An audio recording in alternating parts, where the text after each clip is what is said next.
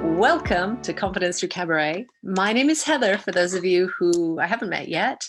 I'm going to guess that I'm online, but I'm just going to check. I think I'm streaming live. Oh, there we go. Just turn that down because that didn't work so well. Okay, well, welcome everyone to Masterclass Monday. I'm so excited and so happy to be sharing our Masterclass Monday. So if you go to confidencethroughcabaret.com and make a profile, you can then join in with the masterclass, which is called Growing Happiness. This is by the amazing Emily Oliver, who is just such a pleasure to work with. And I wanted to kind of introduce Growing Happiness Masterclass on confidencethroughcabaret.com, and then kind of carry this on through the week as a little kind of a mini challenge about choices. So let me ask you, how happy are you? On a scale of 1 to 10, how happy are you? Now, I realize that your 7 and my 7 are not the same 7, but if you're not able to say 10, I'm fully happy, then I'll ask you to think about, what choices do you have? What options are there for you to be able to grow your confidence? So, hey, Ryan. Hey, Brian, this is fun. I'm kind of got this delay thing going on as well. So how happy are you? And obviously that changes and that fluctuates. Last week, I would have said, I'm pretty happy. The week before, not so happy. You know, I'm feeling good about this week. It's the 1st of March. So that's always a good thing, right? It's a brand new month heading into spring, or at least if you're in the Western world, if you're in the UK or Europe. So when we talked to Emily Oliver and we were filming our masterclass, Growing Happiness, she mentioned to us that 80% of our thoughts are negative. So how many of your thoughts in a given day would you estimate? Would you say it's higher than 80%, maybe lower than 80%? I know when Ryan and I, when we recorded this, we both said around 80%, and Emily said that's quite rare. Most people would underestimate and say, no, it's not that high that we have negative thoughts, but 80%. So that means that we have a negativity bias. And what that means is that we will often look for the negative or the downside or what we can't do or what we can't have. Certainly, if you're in the UK, we are heading into month 12 in a few weeks. So, you know, there's definitely some biases for, at least it's starting to wear thin now for a lot of us. So there's some biases about, you know, what lockdown is meaning and so on.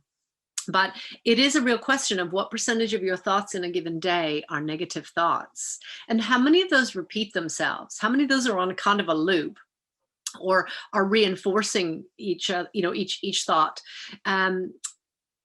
So in our evolution, then, you know, we have this negativity bias because that's part of our survival.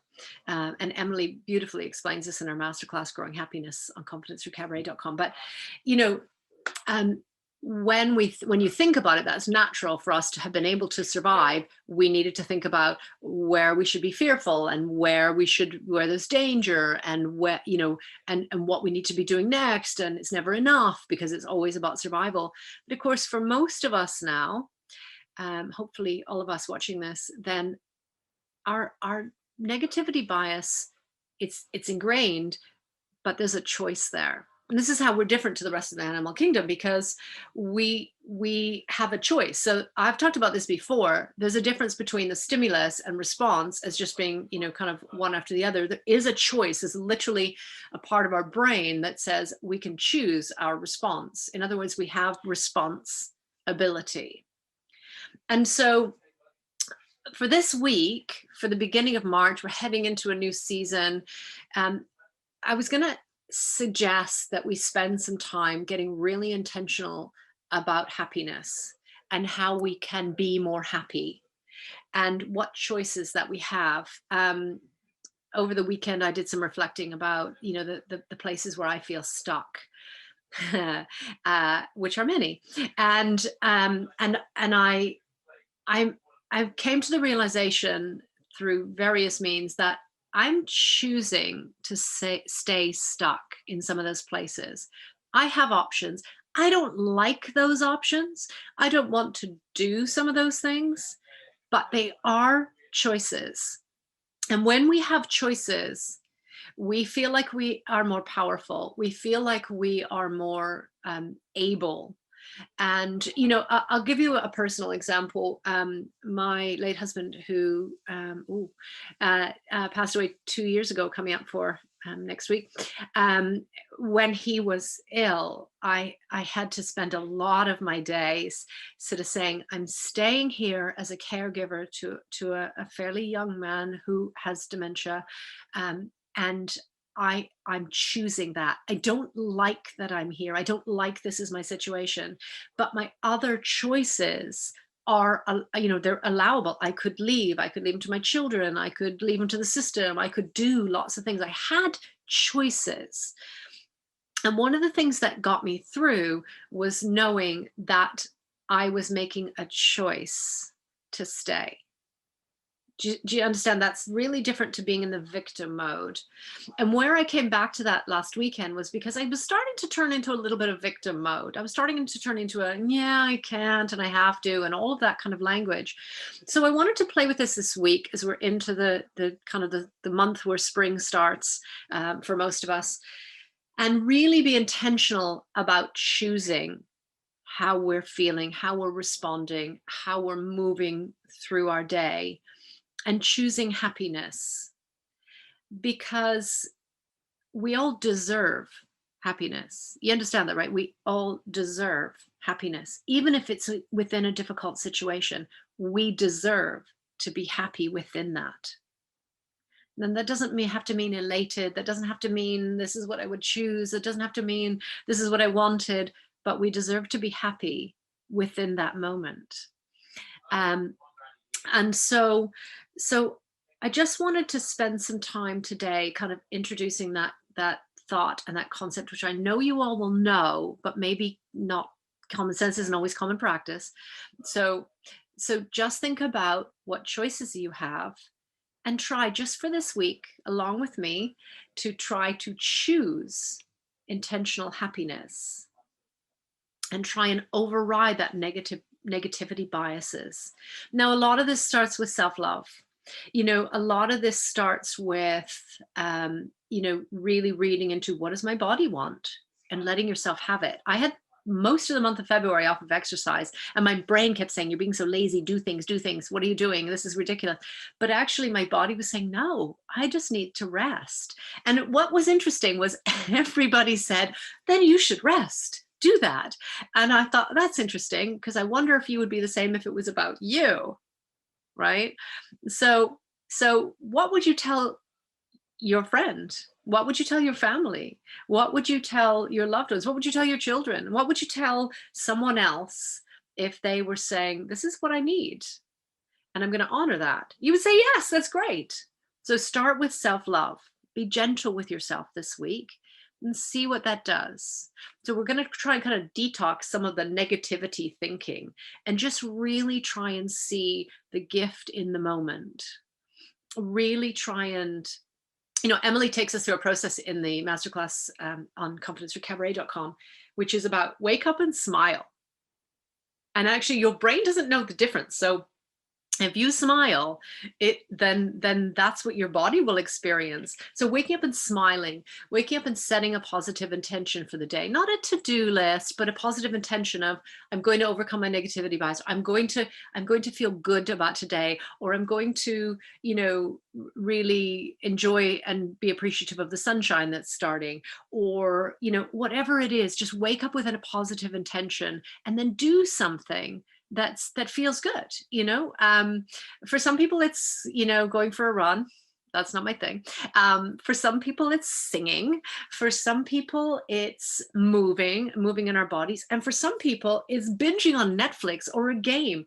That's okay. I'm not saying let's just binge all week, but what I am saying is really just set a positive intention, find the gift in the moment, and then find ways through your day to bring yourself little moments of joy. Now, any overextended strength becomes a weakness. So if you do it too much, then it starts to become stressful. So if you're on your phone and you're gaming, then it starts to become stressful after a while, because you realize that this is no longer a gift. This is actually just hiding from something, perhaps. That's as an example. But really just try and find that gift, and really feel that pleasure, and really give yourself some love, because you deserve to feel happy. I really believe that. Even in my most difficult moments, I remember that I deserve to feel happy. And sometimes that's like hanging on by a little fingernail to not falling down into the well of victimness, but actually just starting to move back out of that into the gift of the moment and into that happiness. So this is all about happiness week. I don't know, that wasn't it is not a planned challenge, but join me along with it. Go through the week with it.